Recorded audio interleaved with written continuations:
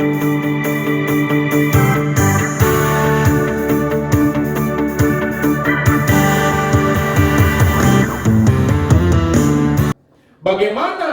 kita telah sembuh adalah kita hidup untuk kebenaran.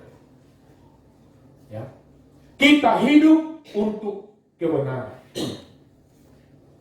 Ketika kita bebas dari dosa, maka kita bisa hidup untuk kebenaran. Tetapi ketika kita masih hidup di dalam dosa, maka kita tidak akan bisa hidup untuk kebenaran. Yesus telah menanggung, memikul dosa kita, supaya kita hidup untuk kebenaran, bukan untuk yang lain, saudara. Di dalam Roma pasal 6 ayat 13 di sana dikatakan apa?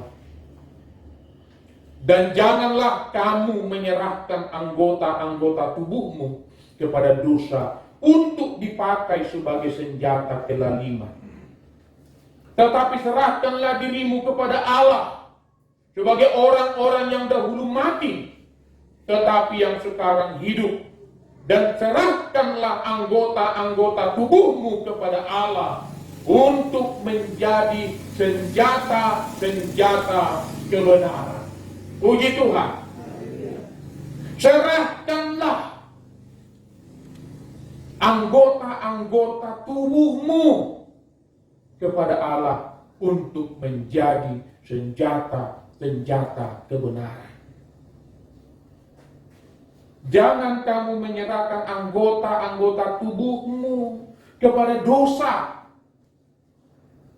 melakukan dosa, melakukan hal-hal yang tidak berkenan di hadapan Tuhan, tetapi hidup untuk kebenaran.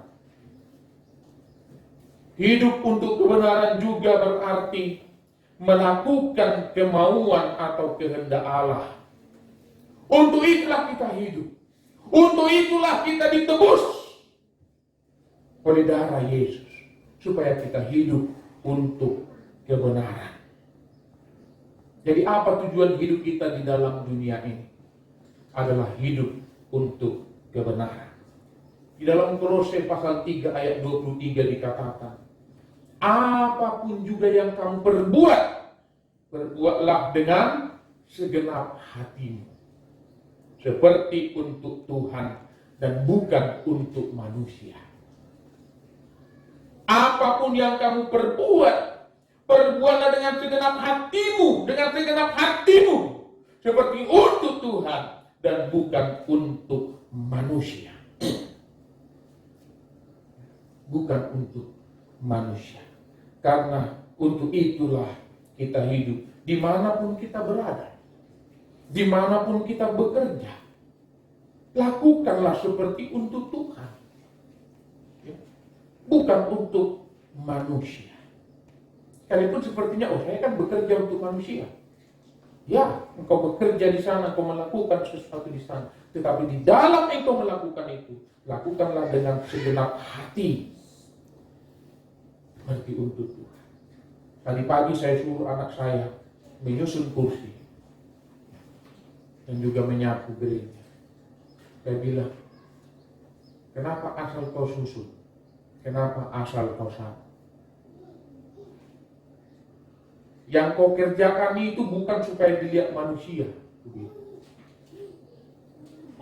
tapi Tuhan melihat apa yang kau kerjakan itu. Itu tadi pagi saya bilang kepada mereka. Kadang asal disapu, anggosoni do cara-caramu anon manang dia peho dimanapun kau berada, dimanapun kau bekerja, tidak terpakai. Jika saya berkata begitu, baru dibagusi. Ya. Jangan karena dilihat Bapak, jangan karena dilihat orang, karena semua yang kau kerjakan Tuhan melihatmu. Nah, jadi saudara yang dikasihi oleh Tuhan, untuk apa kita hidup? Kita hidup untuk kebenaran. Dan itulah yang menunjukkan bahwa kita telah sembuh.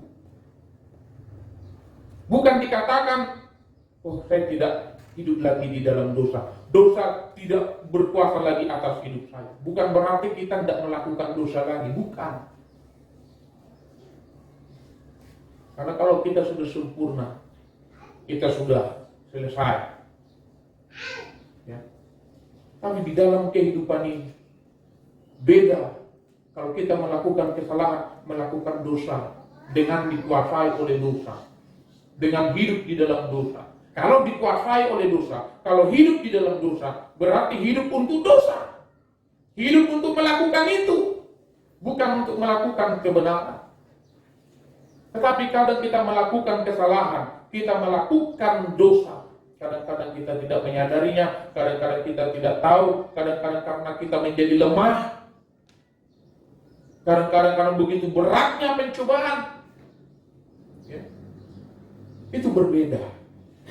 Makanya saya katakan bukan berarti kita tidak melakukan dosa lagi. Pasti selalu ada kesalahan-kesalahan yang kita lakukan di dalam hidup ini. Karena di dalam perjalanan hidup ini banyak hal yang kita hadapi. Terlebih di dalam mengikut Tuhan. Tetapi apakah kita terus mengikut Tuhan? Apakah kita terus mau berjalan dalam pimpinan Tuhan? Apakah kita mau terus hidup dalam kebenaran? Tidak mundur. Jatuh, bangkit lagi. Tidak kalah ketika berbuat salah, ketika jatuh dalam dosa, bangkit lagi. Ya. Bangkit lagi bukan berarti nanti berdosa lagi, jatuh lagi, bangkit lagi, menjadi suatu kebiasaan. Tidak. Tetapi bagaimana supaya tidak jatuh ke dalam lubang yang sama, tidak jatuh ke dalam lumpur yang sama. Berarti ada perubahan di dalam diri kita. Kita mau semakin naik, bukan semakin turun. Ketika jatuh, kita semakin naik. Bukan jatuh, jadi down, jadi turun, mundur, meninggalkan Tuhan. Ya. Kita harus memberikan kehidupan kita untuk kebenaran. Jika tujuan hidup kita melakukan kehendak Allah, berarti kita sudah disembuhkan. Ya. Tapi banyak orang tidak sembuh. Bukan tidak bisa sembuh, bukan tidak bisa disembuhkan. Ya. Tetapi tidak mau sembuh. Nah itu. Tidak mau sembuh. Tidak mau menerima Yesus di dalam hidupnya.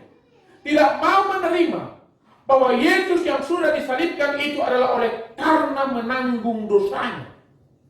Tidak menerima bahwa Yesus sudah mengambil penyakitnya, menaruhnya di dalam dirinya, sehingga dia yang menanggung dosanya. Ya. Dia tidak mau memberikan dirinya disembuhkan.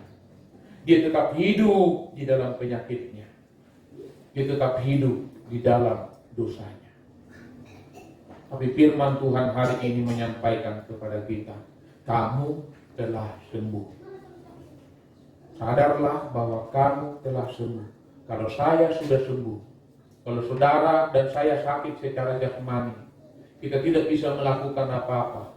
Mungkin kita hanya terbaring di rumah atau terbaring di rumah sakit, tidak bisa melakukan apa-apa.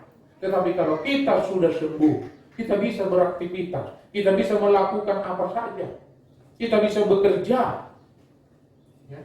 Demikian juga di dalam kehidupan kita. Sebagai anak-anak Tuhan yang sudah ditebus, kita sudah disembuhkan. Berarti kita bisa berbuat sesuatu untuk kemuliaan nama Tuhan. Puji Tuhan. Berbuatlah untuk kebenaran. Lakukanlah apa yang menjadi kehendak Tuhan, kemauan Tuhan di dalam setiap kehidupan kita. Jangan lagi melayani dosa. Seperti yang disampaikan tadi dalam kitab Roma. Jangan lagi memberikan dirimu untuk hal-hal yang justru membuat hubunganmu dengan Tuhan menjadi rusak. Jangan lagi melayani dosa yang membuat hidupmu berada di dalam jalur maut. Tetapi kalau Tuhan masih memberikan kita kesempatan sampai pada saat hari ini, dan mungkin besok, dan mungkin besoknya lagi, dan mungkin 1 bulan lagi, mungkin 1 tahun lagi, kesempatan bagi kita untuk melakukan kehendak Tuhan. Hidup untuk kebenaran. Ya. Jadi kalau kita tidak memberikan kehidupan kita kepada Tuhan, berarti sebenarnya kita masih menyimpan, kita masih memiliki dosa itu di dalam kehidupan kita, masih dikuasai. Tetapi kalau kita sudah memberikan kehidupan kita kepada Tuhan, melakukan apa kehendak Tuhan, kita telah sembuh.